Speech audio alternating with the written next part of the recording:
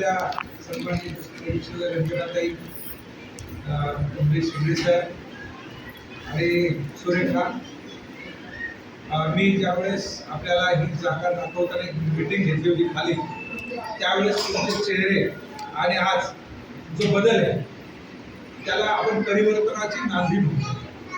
परिवर्तनाचं नाव तेच आहे. परिवर्तन हे म्हणजे फक्त बालावस्थेतनं तरुणामध्ये जाणं त्याला परिवर्तन म्हणत नाही. माणसाच्या स्टँडर्ड ऑफ लिव्हिंगमध्ये, राहणीमानामध्ये सुधारणा होणं त्याला एक परिवर्तन. आणि परिवर्तनाची परिभाषा आपण त्यावर म्हणतो.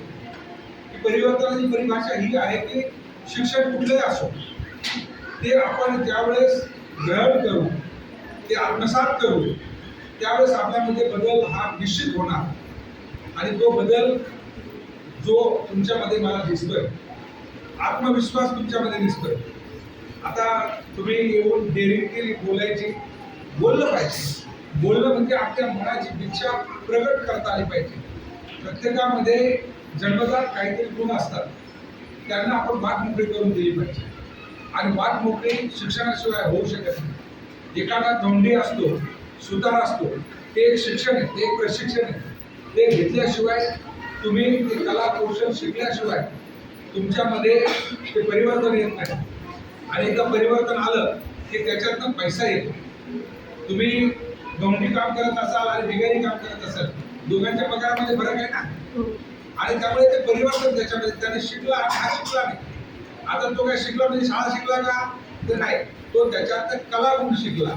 आणि ते कलागुण आता तुम्ही या ठिकाणी शिलाई मशीन असेल, कटिंग असेल किंवा डिझाईन असेल, वेगवेगळ्या प्रकारचं प्रशिक्षण आहे.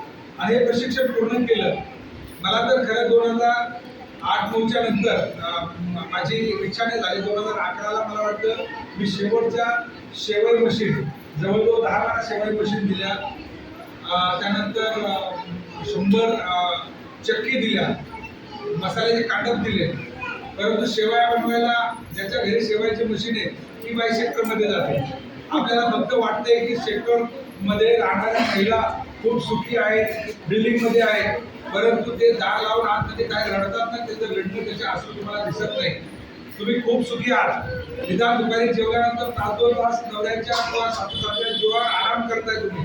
त्यांना कोण मिळत नाहीये, कारण त्या कुठला ना कुठला गृहउद्योग करून त्या ठिकाणी आपण पोट भरत असतात.